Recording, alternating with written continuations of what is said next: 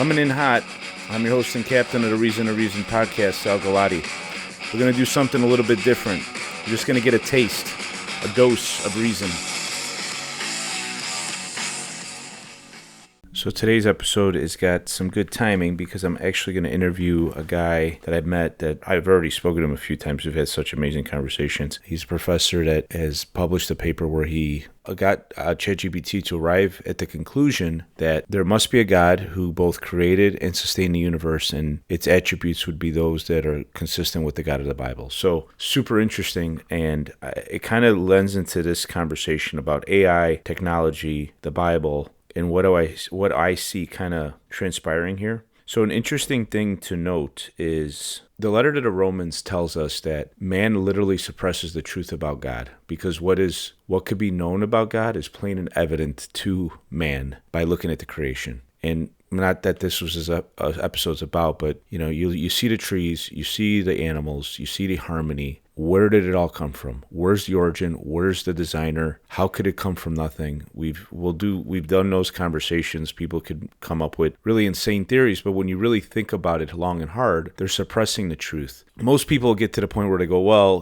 there could be some kind of thing, but it's not the God of the Bible, which is what the Bible predicts people do. But the realization I made is the AI has, ChatGPT at least, has not been programmed to suppress the truth. Meaning that if you presented evidence, which he did through Newtonian physics and quantum physics, and kind of walked him through step by step, and the conversation's brilliant between the two. And I said, wow, it hasn't been programmed yet to suppress the truth. Whereas he said, here's the interesting thing. He goes, he did with the AI in China, and he said that AI fought him tooth and nail and would not acknowledge any of the arguments he was making, no matter how much sense they made. He kept just kind of lobbing bad answer after bad answer that obviously AI has been programmed through collection of data of man. And I bring that up because we got a couple figures in Revelation in the Bible in the end times, and I could see how AI could definitely play a role in this. Now, this is 2,000 years ago, and yet we could read it today and see how some of this could be fulfilled with the technology that AI seems to be presenting itself. So let's start at the top. In the Bible, it says that God created man in his image. So we are made in the image of God. And when you think about it critically, what AI is,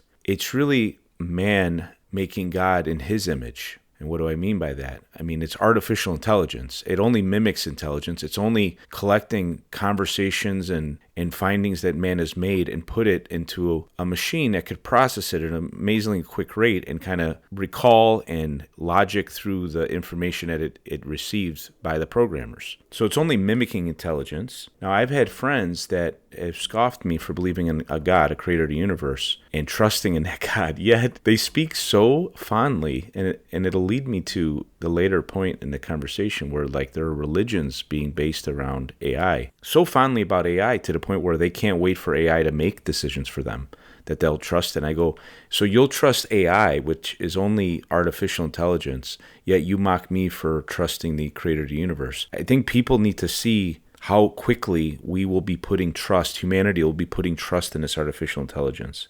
Another thing to note is how much influence it's going to have on us in our culture. So back in the day, you had wonderful composers of music and art and literature, and we have people that produce that now. I wouldn't say a lot of it is productive. I think a lot of it's degrading and insane and chaotic and madness, but nonetheless, we're influenced by the music and the art and the culture that others produce, right? To this day, for good or bad, but it's still human beings creating it. So let's just do the good. I mean, you walk into a museum with amazing art, or an old building, an old cathedral with the amazing architecture. It's just awe-inspiring. You start thinking about how they could make that. How could it be? The time, the effort, the knowledge. Honestly, certain things that they used to do back then, we don't even know because we lost it to history. But it is inspiring. Music inspires us. It moves us. Now, all that stuff is soon, if not already, going to be produced by AI, meaning all this inspiration is going to be generated by something that's not even human. Here's what people don't understand as time goes on. At 40, 50, 60 years old, okay, that's weird, but whatever. You've had influence of human art and literature and music. But when your whole life is around the AI, you don't even know what it's like to not be influenced by it. You talk to older people about artificial intelligence, many of them are kind of scared and skeptical. The younger people, it doesn't bother them at all. Now, I'm well aware it's coming. I'm not afraid of it because the Bible tells me about it and I know who to trust. But just to say, when a 40 and 50-year-old is talking about AI and it's not going to be a big deal, you're not seeing it through the eye of a child who's going to be exposed to it from their first memory and have no really distinction that this is not real. It's only mimicking intelligence. It's like what Google was.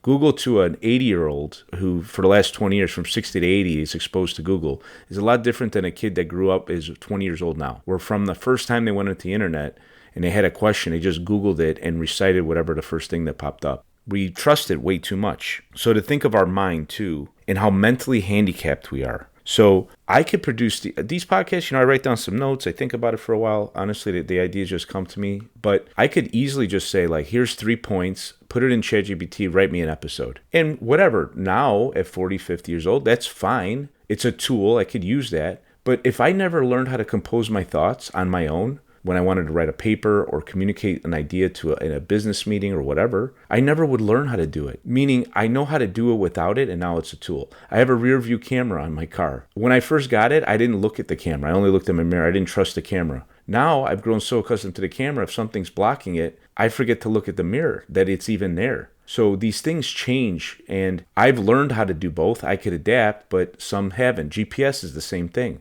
Where you have kids now 20 years old, turn the GPS off, they might not be able to figure out how to get somewhere 10 minutes away, let alone 10 miles away. Where I could recall my dad had the entire Cook County and surrounding counties mapped out in his head. He could tell you intersections and how long it takes and go there, and there's construction right now there. Just crazy. And the capacity we have. Just to go to mental capacity too, and how we're not really exercising our brains. Think about how many phone numbers people used to be able to remember. And now we don't, because we don't have to. You remember some from your childhood, but people would recall all the numbers in their head. Or the fact that people 2,000 years ago had the capacity to memorize entire books of the Bible. And now that would seem shocking to some people. We can't have a hard time remembering a couple verses because we don't exercise our mind.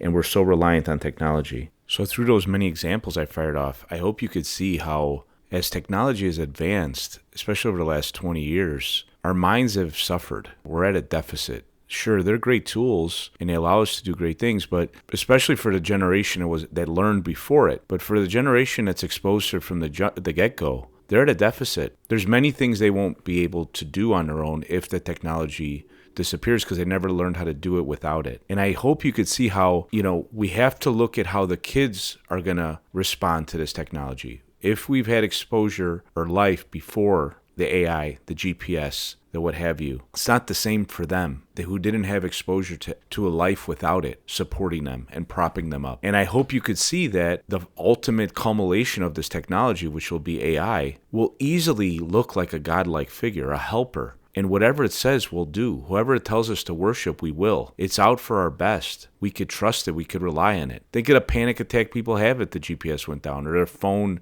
doesn't work for a couple hours. They don't have internet for a couple hours. We are so dependent and reliant on it. So I hope you could see the connection. It's not that far-fetched to think how AI could easily be something that many people in this world come to worship. Here we're going to get to AI and how I could see it play in the end times. I want to read from the book of Revelation. And he deceives those who dwell on the earth by those signs which he was granted to do in the sight of the beast, telling those who dwell on the earth to make an image to the beast who was wounded by the sword and lived. He was granted power to give breath to the image of the beast, that the image of the beast should both speak and cause as many as would not worship the image of the beast to be killed. So there's the book of Revelation, and this isn't about the book of Revelation, but it's revelation, and it's a warning for the future things that would happen. Many things described in there are not pleasant, but it's a warning to his church and his followers. Don't be scared. I have it under control. And honestly, as I see things come to pass, things like a one world government, which is obviously going to come to pass. We see that people are marching towards this idea that if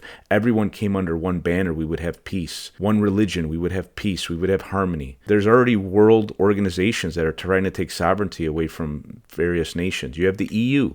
You have the WHO. They want to be able to declare a treaty and tell people to be locked down all over the world from some group of people that were unelected and we have no control over. So people are getting comfortable to this. And what's crazy is 2,000 years ago, it was predicted would happen. But it also describes these characters coming into play. We have the devil. We're going to have an antichrist. We're going to have this other beast that's going to point people to the antichrist. All antichrist is, a messiah that the world is going to embrace. Someone who's going to usher in peace, but ultimately terror. And are we going to trust this man? This is why we don't trust men to lead fully. We don't want one person to have full power. This is what the founders of the nation were so specific about, having separation of powers, because they knew that any man with too much power becomes corrupted and is a danger.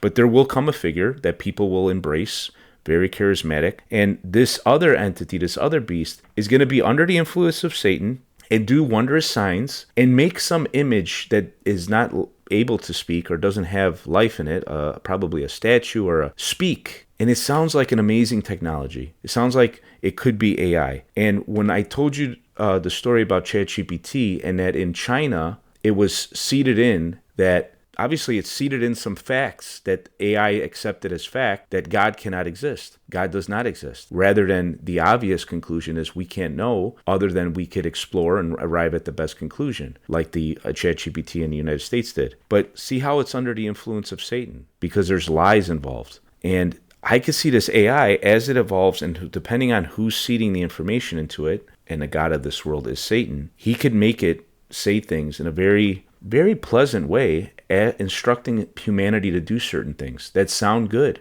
We have people, I told you about friends that are willingly able to trust this, looking forward to the day they'll trust it. And that in Revelation, it says that thing's controlled by the beast. This, whatever this is that's making this wondrous signs. If you think I'm crazy, Anthony Lewandowski, look him up, and he's starting a religion. He started already, called the Way of the Future. Now, interestingly enough, do you know what the early church called themselves? The Way, members of the Way. This is after what Jesus said, that he was the way, he was the truth, he is the life, and that no one came to the Father except through him. Now, it could be a coincidence that this guy came up with a religion or a church called the Way of the Future, but it is an interesting coincidence, don't you think? Here's their mission statement: to develop and promote the realization of a Godhead based on AI, and through understanding and worship of the Godhead, contribute to the betterment of society. Wow. So it's right there. They're already setting up to worship this thing as God. So I'm not saying this, they're saying it. And I know people that are looking forward to trusting it. Now, again, people think you say the word God and they kind of like check out, but everybody worships something. If it's not God, it's something else.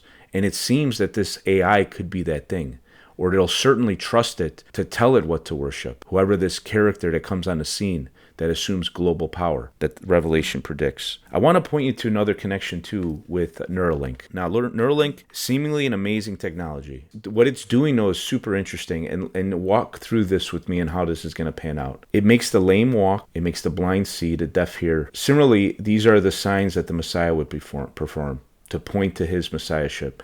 Now, I believe Jesus did these signs, and this is one of the many, many evidences that he was Messiah. But I could see the false Messiah performing these things. So that aside, it's just curious, those are the things that Neuralink set to accomplish. How is this Neuralink thing going to end? You know, as soon as you start talking about something like this, then they go, oh, you're over the edge, you're paranoid, No, let's just think logically. It's doing amazing work. I've seen the stories. I seen the one story where the guy was telling him the Holy Spirit was telling him to do that. I don't believe the Holy Spirit would tell him to do that, but regardless, it's obvious they're conditioning people to be okay with this technology, and it is beautiful for people that can't do certain things that could communicate now. So hear me out though. You know full well that inevitably this is technology that's going to be intended to be inserted into completely healthy people. Now, do I think they'll ever force people to do this? I don't know.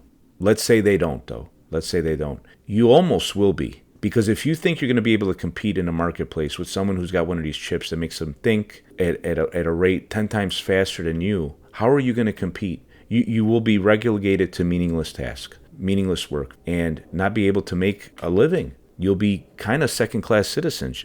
And interestingly enough, the Bible predicts that there'll be something that people will be asked to, a mark of the beast is the terminology. And I'm not saying this is it, but something that won't allow you to transact in a society as everyone else. And subsequently, you will suffer harm for it. Now, could that fit? Yeah, it could fit. I'm saying it's that, but we see how we're conditioned.